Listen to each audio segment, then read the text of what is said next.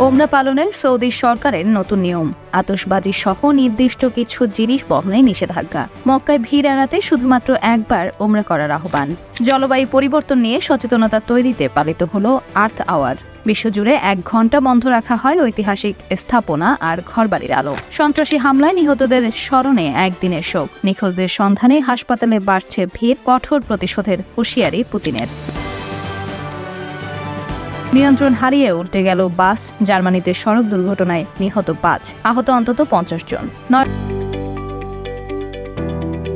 বছর পর রোমের মাটি স্পর্শ করল বাংলাদেশ বিমান। ইতালি থেকে বাংলাদেশে পর্যটক বৃদ্ধির আশা। ফ্লাইট ও সেবার মান বাড়ানোর দাবি যাত্রীদের। ত্রাণ কেন্দ্রগুলোতে অনাহারী ফিলিস্তিনিদের ওপর থামছেই না ইসরায়েলের বর্বরতা। আল শিফা হসপিটালে 170 যোদ্ধাকে হত্যার দাবি ইসরায়েলের।